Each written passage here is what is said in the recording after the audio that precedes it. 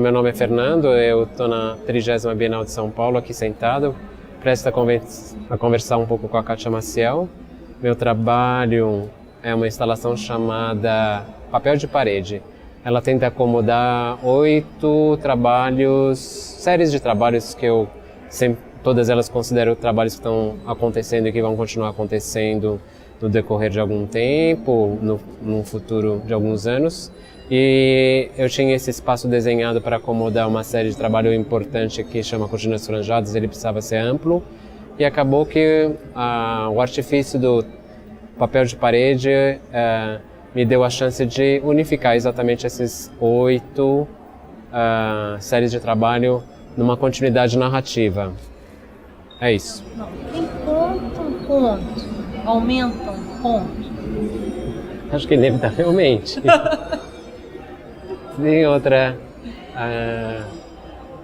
Vou somar essa uma que não vai fatalmente vai estar errada, mas era Fernando Pessoa que falava que não sei, que não tivesse ele morrido, não tivesse ele feito nada na vida, só pelo fato de você escrever um conto ou escrever algumas linhas e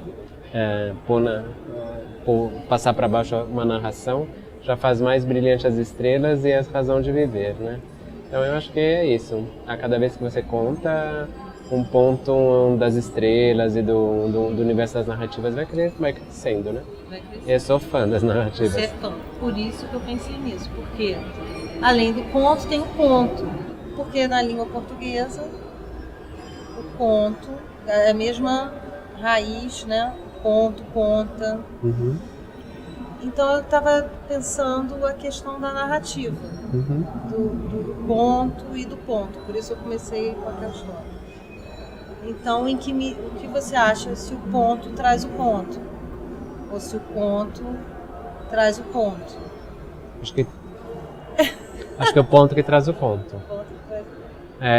Assim, e não sei, porque, por exemplo, eu, associando diretamente para uma situação de bordado, eu não trabalho com ponto de contagem. E nem nenhum tipo de superfície que está quadrada, que tenha que quadricular, ou que tenha que pensar em aonde você vai apontar a sua agulha. Eu só trabalho com os trabalhos vetoriais, pontos que você pode mandar para qualquer espaço, para qualquer lugar. Você cria uma geometria você mesmo, né? Então eu acho que é esse ponto, assim, a direção dele, para onde ele estiver apontando, que vai ser mais múltiplo. Se você tem que fazer a contagem, se você tem que fazer a contagem, se você faz um ponto, quando você vai fazer um ponto, às vezes o ponto leva você para um lugar que você não sabia, ou seja, você vai para o ponto que você não sabia, ou você já dá o ponto porque já tem um compromisso com aquela narrativa. Você diz na minha prática de trabalho? Normalmente tem uma narrativa por trás que eu já sei. Ela que vai, assim, dar o leitmotiv, assim. Trabalhos são muito morosos, demoram muito tempo. Se eu não estiver exatamente pensando por que eu estou fazendo aquilo, ou quer dizer, qual é a narrativa no fundo que está fazendo, é a questão que estou debatendo ali naquele trabalho, é bem mais difícil. Se bem que agora eu me apropriei de um ponto que eu chamo ponto Fernando, que ele é muito, assim, metódico. Eu também tenho uma coisa com um método muito particular. E ele é muito metódico porque ele é um quadrado que se repete muitas vezes um ao lado do outro. Mas ao mesmo tempo ele é bastante abstrato para mim, porque é o que mais me faz meditar. Eu faço ele de uma maneira tão mecânica, embora ele seja um quadrado, e para mim tão mecânica é que ele me faz abstrair, me faz sonhar, assim. Mas você tem a narrativa, mas às vezes ela se desmembra, ou se desdobra um pouco a partir do que você vai fazendo, assim, né? Vai se modificando. Né? Sim. Você começa com uma cor, vai totalmente. Não, quanto a isso é questão de palheta. E o bonito no bordado é, assim, dormir e acordar, né? Porque quando você vê nitidamente no ponto bordado que você não está com a mesma intensidade daquele outro dia, o ponto está diferente, os espaços, uns estão mais apertados, outros estão mais largos. A continuidade, para quem não vê, mas eu que processei, percebo que aquele dia eu estou mais o ponto de manhã ele nasce muito mais vigoroso, depois se por acaso tem que ir mais para frente na noite com o ponto ele fica mais solto mesmo, fica mais atravessado, fica mais comprido, sabe? Eu só consigo fazer ritmo de ponto se tiver que fazer, que nem é muito a minha preocupação, é mais de manhã. Então tem o dia e a noite, as horas de sono. Mas essas narrativas, voltando à questão da narrativa, as narrativas elas têm sempre uma coisa simbólica, ou uma coisa, um dado, bom, é sempre claro, tem um dado cultural, mas tem um dado, pode ter um dado mitológico, histórico, assim, as narrativas emergem quase que como mitos, né? Assim, mesmo que venham de uma coisa muito vivida, como por exemplo a sua babá, né? Você tem uma relação muito forte com a sua babá, então ela aparece no trabalho, mas ela já aparece como um personagem, né? Sim. Né? Sempre tem essa e eu acho interessante, quer dizer, tem toda uma questão de vocabulário, de geração, de criação de um vocabulário que ele é visual, mas ele também é da língua portuguesa. Você cria nomes novos, né? E às vezes a narrativa ela aglutina essas camadas, quer dizer, a criação da palavra, a criação do conto, né? E a criação de uma coisa imaginada, né? Então, por exemplo, você tem um trabalho que daqui a pouco a gente vai ver, que é A Mão do Destino, que é uma coisa incrível, quer dizer, tem os destinos, você discute os destinos, né? Então não é uma narrativa qualquer, entendeu?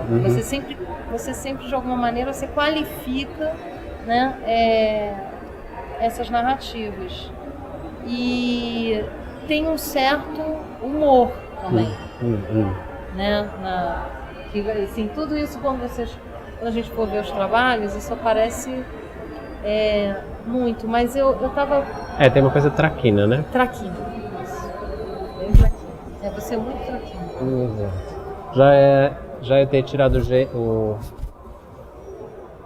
escondido o gênero no meu nome quando eu decidi pôr F ponto, é porque vem meio um diabozinho que fica falando pra mim, tá vendo? Eles vão olhar aquele trabalho e vão falar que é uma mulherzinha que fez quá. E é bem por aí, já aconteceu várias vezes, mas o que me fez causar foi exatamente essa coisa assim, é muito clichê, né? Muito promíscuo, assim, a ideia de que isto então não é uma mulher que fez, assim, né? Mas ao mesmo tempo foi como culturalmente o bordado entrou para dentro do ambiente doméstico, passou a ser um semi-hobby. Depois veio a manufatura, ele passou a ser um semi-hobby. Aí foi completamente para dentro do lar e assim, passou a ser o domínio das mulheres, né? Se bem que ela tem o histórico do bordado, passou também como prova de realeza, né? As rainhas disputavam quais cortes faziam melhores bordados. A rainha da Inglaterra, né, e da Escócia são famosas por se competirem sempre quais os bordados que faziam que tinham mais qualidade. Mas é inevitável uma discussão da questão de gênero, né? Já na própria questão do texto que você está falando, já tem uma coisa, mas só que a questão do gênero no seu trabalho aparece de muitas outras maneiras, né? Com certeza. Né? Não, mas hoje eu lembrei de um fato histórico, eu estava falando, que é notável e que é muito recente, é que têxtil, assim, Flandres era a Nova York de 1500, assim, espionagem industrial ia todos eles para Flandres para descobrir como tinturava, quem tinturava melhor, quem tinturava mais barato, né? Quais as matérias-primas que eles usavam para aglutinar e para desaglutinar, né? E tudo era tapeçaria, num mundo onde era totalmente tinha um pouco, a retórica falada era muito pouca, as pessoas, acesso a livro era muito restrito, o mundo era totalmente visual. A visualidade dos têxteis foi assim muito mais forte do que a da pintura, muito mais forte, tinha muito mais presença. Propaganda também, tudo. Você sabe que Luís XIV fazia aquelas tapeçarias e mandava para todos os reinos da Europa a sua própria tapeçaria, para todo mundo entender. Depois Getúlio vai fazer isso com a fotografia, mas assim, você fazer isso, né, em pleno absolutismo francês é uma coisa impressionante. Né? Não, mas é que isso foi radicalmente utilizado, porque era o apogeu do apogeu. O apogeu não se desvincula dos seus instrumentos de propaganda, né? Isso. Porque para ter apogeu precisa de muita multiplicação. Não, mas a técnica que ela... Voltando para a técnica que decaiu demais no tempo. Ela ficou muito mal usada de uma maneira muito pequena. Ela tem um esplendor dela e uma potencialidade dela que é o que eu acho incrível, né? Que ela tenha se diminuído tanto. Para além do aspecto de que a manualidade entre as pessoas diminuiu de uma maneira assim terrível, ou assim preocupante, né? Manualidade de diferentes tipos de materiais e de diferentes sensores, né? E no fundo há quem advoca que dos nossos sentidos no tátil é que onde você realiza o que o ser humano realiza as coisas, porque na visão você está solitário, no olfato, né, todos os outros, mas no tátil, ao tocar alguma coisa é que a sua alma realiza o todo. Quem é você se diferencia, que na verdade você se diferencia mais tocando uma mão a outra, né? Só quando você toca a sua mão esquerda com a direita é que você percebe a sua posição no mundo. Se você não tiver essa capacidade, animais não conseguem se tocar assim, a si mesmo. Eles não se auto-experienciam, e você se experiencia totalmente pelo tato. E o outro nem falar, né? Parece que desde amamentar até... Não, e do ponto de vista das culturas, das culturas locais, por exemplo, era uma maneira de identificar essas culturas locais. Mesmo no Brasil, no Nordeste, né? No Nordeste, as rendeiras, né? Claro. São comunidades que se organizavam em torno de uma prática, né? Com certeza. Então, assim, todas essas coisas você discute de alguma maneira quando recupera, porque eu acho que é importante pensar que tem a sua produção e tem também o que você incorpora e recupera de outros materiais. E acho que assim a gente podia fazer uma visita guiada, e aí vocês vão colocando e ele vai contando essas histórias, porque eu estou tentando puxar para essa questão da... Mas é que ela sabe muito, você sabe mesmo. Por causa das histórias que são geniais. Cada trabalho tem uma narrativa, entendeu? Então essa é a coisa do tecido. É como cada texto contém um texto. E comida bordada, vamos falar da comida bordada. Esse trabalho ele chama Bancarrota. Ele foi concebido e a primeira vez apresentado no Museu Regional de Faro, no Algarve, sul de Portugal. E lá foi uma bonita instalação, porque também era uma mesa central, bem diferente. A toalha de base era bem um forro, uma coisa mais rude, mas evocou bem o que eu queria. Lá eu tive a liberdade de pensar elementos das reservas daquele museu, todas elas étnicos, era um museu etnográfico, e compor a mesa com isso. Aqui, o que é bordado voltou a estar na mesa, né?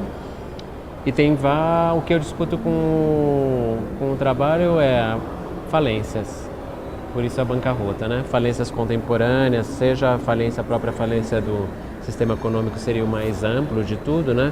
Mas quanto mais o trabalho eu vejo ele, também acho que uma das grandes falências do contemporâneo é a mesa como sensor de educação. Tem essa ideia do pai tradicional e a mesa não se falar, mas eu acho que fora esse momento da mesa, a mesa ensinava muito. As pessoas se educavam falando na mesa, trocavam as ideias. Essa troca eu acho que deixou de existir, né? As pessoas ficam cada vez mais atomizadas, então essa é uma das outras falências que eu vejo que é muito importante. A mesa também faliu como cada um come numa hora, come micro-ondado, aquela coisa que não tem mais uma percepção da mesa como um todo, ou alguma coisa que tem um sentido, né? Outra falência são esses objetos. Normalmente meu trabalho é disparado pelo suporte, é o suporte que assim dispara, né? No caso são esses suportes aqui, e eu fiquei impressionado que hoje você pode comprar eles por R$10 na esquina da minha casa, assim, tem lotes e lotes. E para extrusar uma coisa dessa, ou seja, para a máquina semi-industrial fazer um molde para retirar isso, é uma coisa bastante sofisticada. Tem que ter um artesão muito sábio, muito capaz, e um investimento semi-industrial grande para que essa prensa exista e retire esse objeto, né? E as pessoas simplesmente descartam isso como se não tivesse mais nenhum valor, né? Daqui eles vão para o lixão, enquanto eles já podiam não ter saído da casa onde estavam, ou pelo menos as pessoas têm um pouco de interesse em reciclar a coisa, fazer com que ela se embeleze, com que ela tome outra forma, ou que ela seja incorporada, né? Então eu quis criar exatamente porque eu vi tantos delas, eu falei assim, não, tem que fazer uma mesa com esse material todo descartado, né, para que ele não se descarte. E eu fiz essas tentativas, né, olhando a forma de cada uma, aquela pequena nitidamente era uma coisa para pôr amendoins ou pastinhas, então eu fiz as pastas, aqui eu fiz os pães, aqui é o pão branco e o pão preto para você passar as pastinhas. Na verdade, o primeiro que começou foi essa aqui, que é soufflé de champignon. Então lembro os soufflés que fazia-se em casa, como explodiam, ele sempre explode de uma maneira, tem uma ruptura. Ali tem um pirê de alho poró. Que é isso? É um pirê de... Não, pirê não, soufflé, desculpa. Soufflé de alho poró. Esse é aquele macarrão em suas tintas, sabe? Que tem a tinta de polvo, que ele fica meio marronzinho. Isso aqui os italianos chamam de palifeno, que é metade de uma cor, metade de outra. Ali tem almôndega de carne, almôndega de verdura e panquecas. Essas aqui são de champignon e essa aqui é de alho poró outra vez. Então na outra ornamentação ela não estava, quer dizer, não... água e o vinho, questão... Na verdade, aqui como um todo, nesse território, essa peça foi vital para mostrar que isso se repete naquilo, que se repete naquilo, que se repete naquilo. Então, tudo isso é um intrinsecado de sempre é uma trama e uma outra trama que monta, né, as superfícies para elas se montarem. Tramar e costurar e entremear é a base. Tacape, eu sempre gostei muito desse objeto, é de carnaval, né? Daqueles que você faz um barulho muito engraçado. Eu não vou poder tirar porque ele está presinho. Mas assim, meio aquela falência. Ultimamente eu tenho muito ficado preocupado, ou pelo menos realizei o quão violenta é a vida. A vida, viver é violento, a violência que a gente recebe é aquela que a gente implanta. Então essa questão da violência repassada, você imaginou quando esse era aqui o material mais hábil que você tinha para se proteger ou para criar a vida, né? Sempre pensando nos meus antepassados, o quanto foi violento eles conseguirem fazer com que a gente chegasse até onde estamos, né? O quanto não houve de lutas, o quanto não houve de barbárie mesmo, né? Para a gente poder sentar à mesa, mas na verdade essa cultura já virou uma cultura inútil, uma cultura que não funciona mais. Ela foi muito cultivada, as pessoas para pensar na ascensão pensavam em se aproximar desse tipo de cultura, mas virou cultura vazia. Agora a cultura que é cheia é a cultura do... Como a Kátia gosta, como é o nome daquilo? Chama em casa, né? Delivery. Delivery, essa cultura. Então, mas a cultura virou outra cultura e as cidades voltaram tem outras imposições. Mas, e aqui no caso, a última coisa que vale ressaltar é essa coisa da bordal artificial. Então o plástico já está aí, cada vez mais eu estou mais feliz de ter tido assim, essa sintonia com o plástico. Minha sintonia nasceu basicamente com essa série de trabalhos aqui, porque eu trabalhei com carroceiros na rua e para eles chegarem nas oficinas de trabalho eles vinham muito sujos. Então o plástico foi a melhor solução que eu encontrei para que eles incorporassem o trabalho e não se sentissem desmerecidos, porque se eles usassem um algodão puro, não é que o algodão é puro, chama algodão puro, mas assim, ele traria a graxa das mãos, que para um carroceiro é muito mais difícil de sair, mesmo porque eles vinham todos arrumados, mas tem uma graxa própria do trabalho, né? E o plástico não incorporava esse problema. O plástico, quando, sabe, se por acaso o trabalho se sujasse, a gente passava uma escovinha um detergente. Você fixou na parede a frase do Edmond. É isso. I want Foi o único texto que eu quis pôr. Foi o único. incrível, que é o texto que tem em todo o trabalho, que é a parede, né? Que é essa coisa de fixação nessas paredes, né? Do papel de parede. Isso. Agora, Fernando, quando você começou a falar daquele... Não, deixa eu só falar uma coisa. Desculpe. Não. Mas é que eu acho que e cada vez mais vai passando o tempo com essa história de plástico, mas eu vejo que não existe nenhuma política contemporânea, política contra os fósseis, né? É assim, o nome técnico é fósseis, que luta-se para que não a extração fóssil, ou seja, a gente vai conviver com o plástico muitos e muitos anos.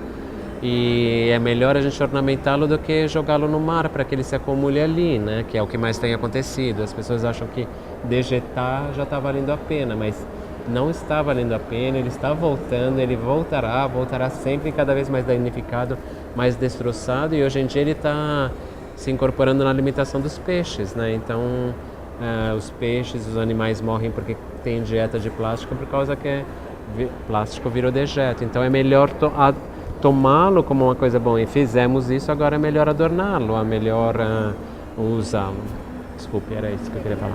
Posso só comentar que eu, olhando aqui essa mesa, me veio a questão da falência, mas puxando para a questão do tempo, que você usa o plástico e o bordado, enfim, a prata oxida, o bordado amarelo, ou ele rasga, e o plástico, né, durável durante tanto tempo. Então achei bem dicotômico esse uso, assim, dessas coisas que agregam o tempo, né? Isso. E o plástico que sobrevive, digamos, Isso. mais do que tem aqui. E ele cada vez é mais sofisticado, porque os plásticos feitos nas primeiras décadas, eles tendiam a quebrar, né? Secar. Mas hoje em dia eles já têm um dinamismo para o plástico cada vez mais... Porque tudo é feito, muita coisa é feita com essa... Eu não tenho muito o aparelho técnico para os nomes técnicos, mas tem vários níveis, nomes para plásticos, né? Eu falo PVCs, mas tem as extrações, as extrusões, a maneira como é construído, cada vez é mais sofisticado, né? E se você vai perceber na cultura, é o que tem mais, né?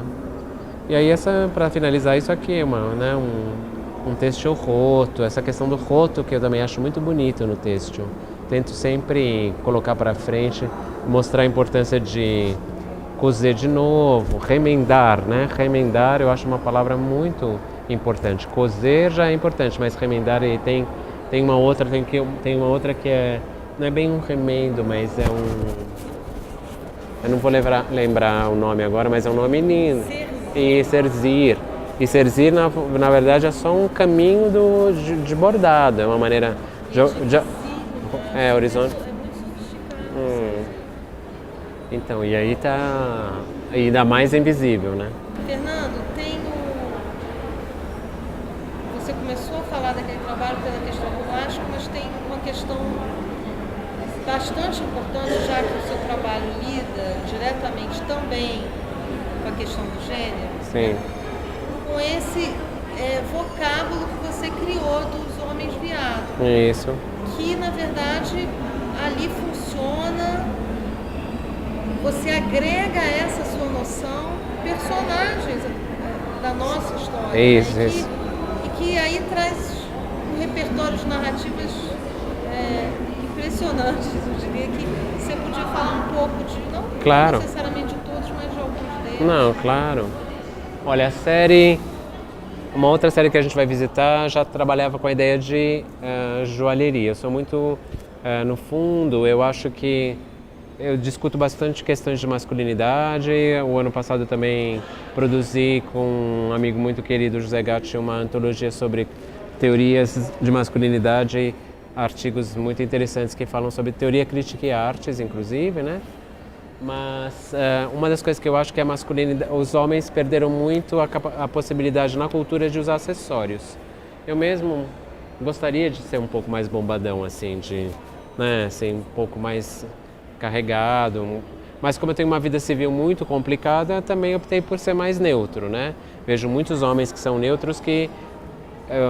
acho que os homens tatuados hoje em dia são os homens que estão mais expondo o corpo e a beleza ainda adornada, né? Então por essa falta eu comecei a fazer joias para minha própria alteridade feminina, ou para minha feminilidade para mim. Então eu comecei a me lançar a fazer. Na outra série eu posso contar mais sobre isso. E aí essa série continua nessa mesma ideia, ela chama Camafeus e Broches de Reis, Santos e Homens Viados. E a unidade porque esses três personagens juntos, por causa da extensão da cabeça, né? Então auras para santos, coroas para reis, galharadas para homens viados, né? Os reis são todos fudidos, morreram decapitados, nunca fizeram sucesso. Os santos, desconhecidos nacional e internacionalmente, de origem dúbia, nada para eles deu muito certo na verdade. E os homens viados é uma homenagem que eu faço à palavra viado, porque eu acho uma palavra muito mais simpática para explicar um viado brasileiro do que a palavra gay, por exemplo. Que, sabe, puxa e questiona outros tipos de políticas, umas políticas que foram reivindicadas em outras nações, com outros tipos de problema, né? Então eu tenho simpatia pela palavra, e por ser viado, prefiro que me chamem de viado do que de gay, assim. E tem uma coisa assim que também tem um pouco assim a aliteração de que parece que ser viado não é mais homem, então tem que vir junto, homem viado.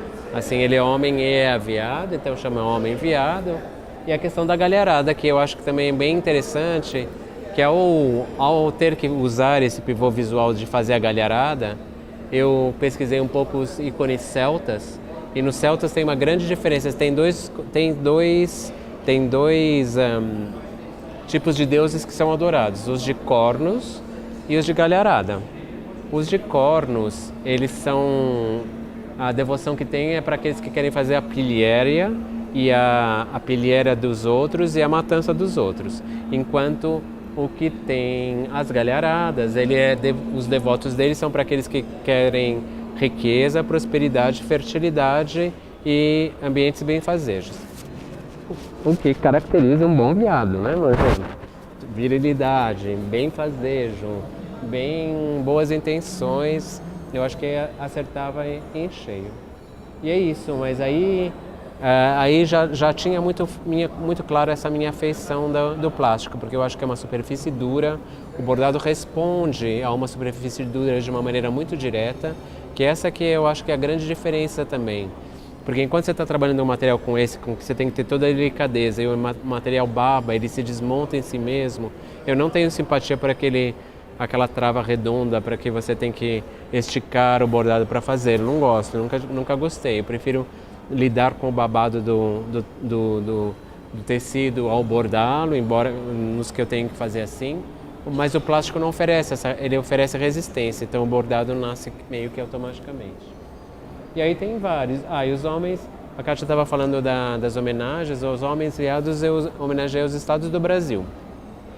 Então tem o homem enviado do Mato Grosso do Sul, o homem enviado do Rio de Janeiro, temos do Rio de Janeiro ali.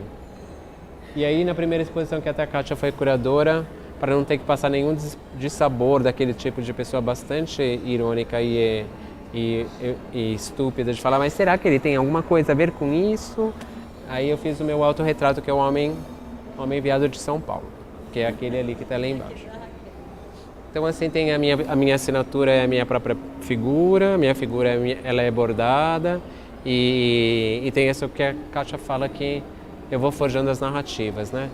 A Kátia pode dividir com vocês, ela acabou de ganhar o livro, e no livro exatamente eu discuto o lado homoerótico mais forte do meu trabalho, e onde eu explico bem todas as séries de meu trabalho que estão ligadas ao homoerotismo. Quero até lembrar que aqui para a Bienal, a gente, por opção curatorial, retirou o homoerotismo mais pesado. Assim, figuras mais frontais homoeróticas, mas eu fiquei feliz, porque foi pelo bem de que jovens, homens e mulheres, mas principalmente homens, ainda na idade antes de 18 anos, pudessem entrar e encontrar uma imaginação bordada por um outro homem, seja tecnicamente, né, seja revitalizar a técnica do bordado, que os jovens possam perceber que o bordado como técnica visual é uma técnica que é muito desmerecida e tem muito potencial. Um conjunto de 12 desenhos que são palavras originadas dentro dos ambientes das prisões. Mais ou menos aquilo que a Kátia estava falando, essa palavra, por exemplo, é sexo oral em troca de favores, na verdade. A palavra é butched in, gerada dentro... Cria-se um vernáculo dentro das prisões, a questão dos vernáculos, né? Tem dicionários de palavras e jargões que estão referentes à vida deles, né?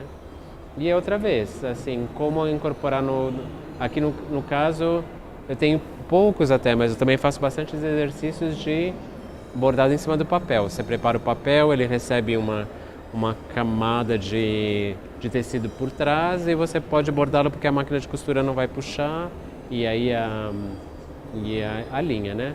Que no caso aqui eu ainda tinha pouca presença das linhas, mas já era o meu trabalho de mestrado que tinha a ver com essa questão das prisões. Eu já tinha um grupo de trabalho dentro de uma prisão inglesa com quem depois eu vinha fazer um projeto já assim pago por um órgão cultural inglês para exatamente falar da vida dentro das prisões, não só do aspecto sexual, mas do aspecto a vida como ela era mesmo, né? Então esse é um trabalho que trabalha diretamente com essa questão. Outro é esse aqui, de pratos e travessas, bachela, né? Que chama Wedgwood, famosíssima, antiquíssima. E dentro das linhas dele, uma se tornou muito tradicional, tanto que, claro, popularmente fizeram ela de plástico, né? Para que as camadas mais populares pudessem vir a ter a louça tão importante, o Wedgwood, né? E foi escolhida a mais popular, se tornou essa, que ela tem na versão azul e na versão bege, que são as duas faianças que elas são tiradas, né? Aí a minha discussão nesse caso é que ali tem dois pontos. Um ponto assim que eu acho que o ambiente doméstico ele pode ser muito rico, muito saudável, mas ele pode ser bastante perverso também. Então a minha vontade foi me apropriar desses suportes domésticos, né, que desde um tapete de banheiro até cestos de pães, ou mesmo as coisas mais comuns como um guarda-livros ou uma pequena cortina de divisória de ambiente, e colocar essas histórias, mas torná-las eróticas. Tem um anjinho safado, um casal que vai fazer sexo no Mediterrâneo, a olhos abertos, assim, situações onde vai rolar alguma coisa, né? Tem um erotismo muito claro, né? O pedido do Lisoramas também foi esse trabalho que foi metade de um doutorado que eu fiz, que é outro problema dentro das prisões, só que dessa vez são as prisões brasileiras, que são degolamentos dentro das prisões brasileiras, né? E o fato de que tem certos dias que existem, assim, 5, 7 degolamentos num único dia, né? Essas imagens foram foram dadas por uma apropriação legítima e carinhosa das mães de homens, de pessoas que perderam a vida em presídios no Espírito Santo. Elas têm uma associação que tenta lutar contra a violência policial, mesmo porque elas recebem seus filhos de volta num saco plástico. Então entregam dentro de uma prisão viva e voltam num saco plástico. E ali, por uma curiosidade, um grupo de curadores estava fazendo uma exposição no Espírito Santo, e que o pedido que eles faziam aos artistas é que fizessem objetos que lembrassem uma loja de 099, da onde eu acabei fazendo uns conjuntos de cadernos, cartões postais, ou aqueles pratos populares, sempre lembrança do Espírito Santo, que foi mais um jogo de palavras que não poderia ser mais bem abençoada, porque se dá no Espírito Santo a tal dessa intensa criminalidade. E também tem uma grande discussão, porque você vê, as pessoas têm que chamar atenção para as pessoas para elas verem que ali tem um signo de esse signo ou essa imagem, né? Então, quanto que o design purifica e o quanto que ele simplifica e purifica, como ele dá assim uma pátina de que é a mesma coisa, ali tem uma imagem que é ingênua, ou quanto que a purificação do design faz com que desapareça o conteúdo seja aberto, né? Esse aqui é uma série nova para mim.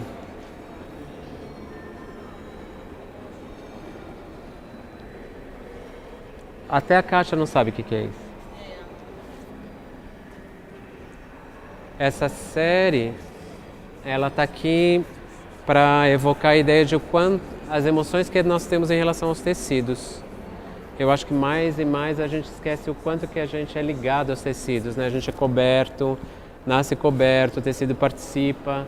E ele está aí exatamente para mostrar que sim, que ele tem um volume, sim, que ele tem um dinamismo todo dele. Então, a questão já não é mais a modelagem, mas sim as sensações que ele cria. Então, seja eu peguei uma modelagem antiga do século, sei lá, uma modelagem francesa ou fortemente oriental e forjei ela com umas tinturações de base da Indonésia ou de origem asiática para contrapor e depois bordar de uma maneira totalmente minha.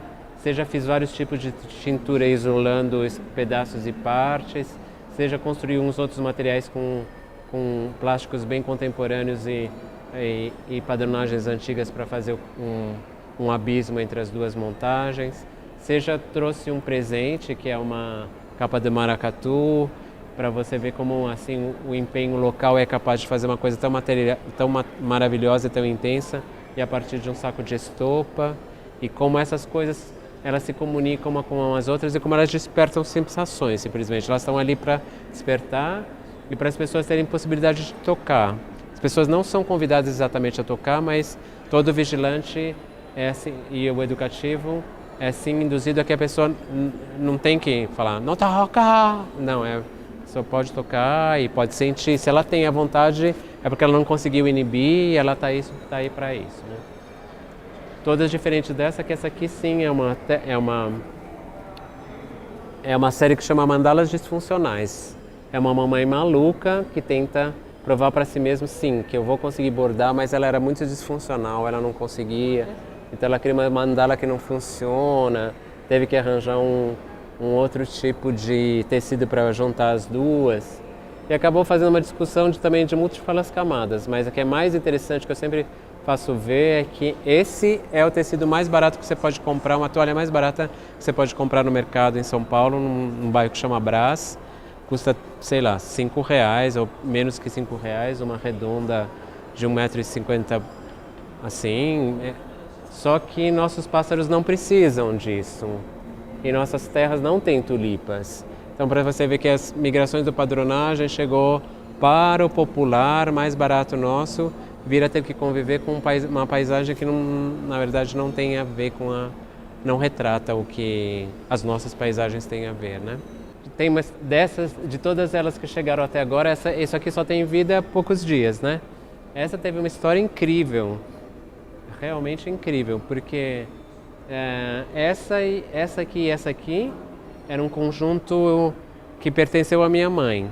Ele era bastante especial, tanto que minha mãe que morreu, ela tinha guardado, então o esforço que ela fez para guardá-lo já demonstrava que alguma coisa tinha de especial naquela peça. Se ela se não desfez, ela era tão especial e a modelagem era tão especial, via-se sim pelo comportamento do tecido, por como era acabado, que ela era especial.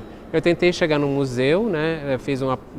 Entrei em contato com as pessoas que estão mais ligadas a museus e museografia, mas era tão burocrático que eu doasse o tal doando a peça, tão burocrático, que eu falei assim, sabe o que mais? Eu vou transformar isso, né?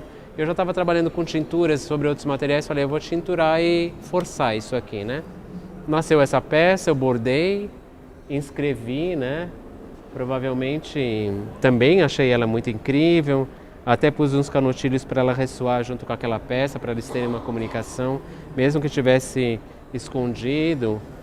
Vivi essa coisa que eu estava tentando falar de uma superfície mole, que não é my cup of tea, assim, eu gosto de superfícies mais duras, mas, claro, tinha continuado um significado, né? Aí, quando eu fui montar para atingi-lo, tinturá-lo, acontece essa coisa incrível, que é descobrir que sim, isso era um hobby de chambre, que ali era a camisola. Então eram duas peças assim, uma peça assim feita com uma excelência incrível, né? Feita para se despida, né? Porque afinal de contas, assim, ela ia aparecer 2 minutos com a peça, né? Assim, entrar e tchau, vamos à guerra, né? Assim, então, não só isso, era uma camisola de noite. Ela já tinha casado, né? Ela estava levando no enxoval dela e as mulheres puseram o quê? Uma figurinha de Santo Antônio. Então a mulher não só tinha que casar, mas tinha que segurar o marido, né? Assim, então Santo Antônio estava lá para garantir que o nego não ia perder o maridão, assim, sabe? Então estava E aí? Segurou? Segurou. A duras penas, eu tenho que dizer, assim, mas segurou. Apenas para elas, né, infelizmente. É uma mera composição da minha casa reposta assim de alguma maneira, né? Aquela minha cozinha, por exemplo, quando eu falo que eles se interessaram pelos territórios como ele era, se você entrar na minha cozinha, está nessa montagem, um pouco mais arredondada, mas... A cozinha aqui era a mesinha que a gente tomava café na casa. É. A gente senta num daqueles banquinhos, por aí, ou 2, aí a gente toma café da manhã aqui. Então... E aí aqueles objetos ficam em torno, assim, em algumas estrategicamente, mas o que é importante é que todos são vistos. Não são objetos na casa dele escondidos ou guardados. Eu acho que isso é super importante. Assim, quando você entra na cozinha, você vê cada coisa. Então, assim, esse mesmo rigor que vocês estão vendo na montagem é também o rigor de mostrar essa coleção, assim, um pouco entre aspas, de objetos e de histórias na própria casa do Fernando. Mas o trabalho é esse, ó. Vale a pena, esse trabalho é bem bacana. Por causa da plataforma. Outra vez eu falei que tudo dispara por causa da plataforma, né? E a plataforma é uma nota austro-húngara. As moedas eram ainda documentos, o tamanho dela estavam de carteiras porque era assim, ainda estava passando da ideia de notas, né? Nota de documentos para notas do dia a dia, né? Ela é bem grande, desproporcionalmente grande. E aí eu forjei, ela tem ela varia 1.000, e aí eu achei que seria interessante forjar um boquete. Então ela passa a ser chamada 1000 boquetes, que é uma nota valiosíssima, assim, uma coisa assim desmensurada, assim, uma garantia para a vida, de uma felicidade quase que imanente. Ou esse tipo de raciocínio, isso aqui é muito, muito difícil de fazer. Eu fazia com os prisioneiros só fazer uma dessas argolas, e ainda com essa perícia de ela é um material plástico que está totalmente coberto, ou de ferro, precisa de uma perícia de uma precisão incrível. Desse ponto, só fazer um já te toma um tempo que você não tem com certeza para dar, ou ninguém mais sabe como é que é. 12, então, te tomaria um tempo que você ficaria absurdamente maluco, achando que você está perdendo a sua vida. Hoje em dia você fala, não, eu estou perdendo a minha vida, não é possível. E aí, eu encontro uma toalha feita de todos, na rua por R$5, né? Então as pessoas perderam realmente essa sensação, perderam essa noção. Não existe mais a sensação entre a noção daquilo que realmente é feito pelas mãos de alguém. Pelas mãos, assim, com uma habilidade que é uma inteligência, uma habilidade mental, é um rigor de todas, inclusive da capacidade da mão de capacidade fina e tudo mais. E tem os cortinados que também tem. Isso. E eles são feitos para serem passados, né? Vamos atravessar?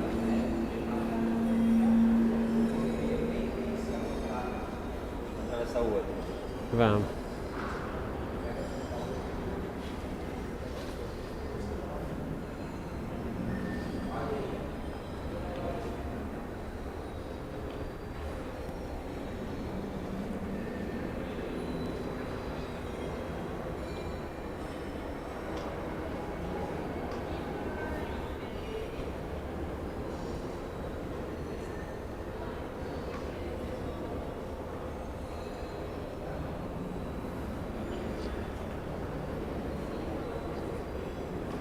Essa série também é bacana. Você gosta dessa? Gostei muito dela. É, né? Que é um pouco diferente em relação aos outros que são mais, não sei, mais Exato. carregados. Assim, Isso, esse é bem mais trabalhados, abstrato. Ele é mais simples, assim. Ele é mais... minimalista. Isso, exatamente. E outra vez tem a ver com... Minha avó era... Eu tinha uma avó que era... Ela era restauradora. E eu lembro bem a sala da casa dela, que era uma casa muito decorada, muito bonita. Ela era uma colecionadora de arte também e de arte popular. Realmente foi a estética dela também, da onde eu mais bebi, porque era uma estética do dia a dia. Minha avó portuguesa, foi a família que eu mais convivi. Ela era uma mulher com uma história, as duas tinham uma história biográfica muito bonita, ela também, né? Mas eu lembrava dos instrumentos que ela usava, aqueles tipos de escovas e as ceras e o cheiro das ceras, né? E aí eu me lancei a transformar esses materiais bem vulgares e dar o carinho que ela dava para aquelas peças que ela restaurava, móveis muito sofisticados, que ela mesmo garimpava, depois sabia tirar as camadas para encontrar o substrato mais importante da madeira, depois dava as camadas de cera de carnaúba para que elas tomassem volume e proporção. E era uma prática de uma galeria com quem eu trabalhava, que eles pediram que o artista todos os artistas da galeria passassem 8 dias trabalhando juntos na galeria e a gente fizesse uma amostra final. E eu optei por isso, lixá-las. Primeiro lixei todas elas, aí elas ficam prontas para receberem tratamento, aí trata. E depois furar e fazer essa inscrição bordada, né? E acabei de ganhar um trabalho agora na Itália, de uma obra pública, e esse aqui foi o pivô que eu usei. Mesmo assim simplificado, eles conseguiram entender e a gente vai fazer uma coisa com outros tipos de fios, mas com a mesma ideia, com a mesma primitividade, assim, um caráter primitivo, porque bem primitivo, assim, bem... Então, da mesma maneira que o ponto atrás é muito cru, eu sempre tento explicar meu trabalho que ele é muito cru. O investimento que eu faço em cima do bordado é cru, é uma coisa muito crua, muito tchum, assim, muito vetorial e muito lançado e vamos em frente que atrás tem gente, assim, uma coisa assim, sabe? Essa talvez, se vocês gostam de narrativa, chama Bolo Napolitano com Calvário, mas a discussão é que o Calvário, que é um ícone religioso que eu acho que tem bastante potência, ele está tão abusado, o regime visual foi tão imposto em cima dele, foi tão multiplicado e reproduzido, que nesse bolo e nessa festa de criança podia ser Cinderela, Homem-Aranha, tanto faz. E é daí igual, as pessoas passam pela imagem, ela já não simboliza nada mais, ela simplesmente é um disparador de uma circunstância histórica, tão somente, ou de um mito qualquer, um mito heróico, um mito que seja, né?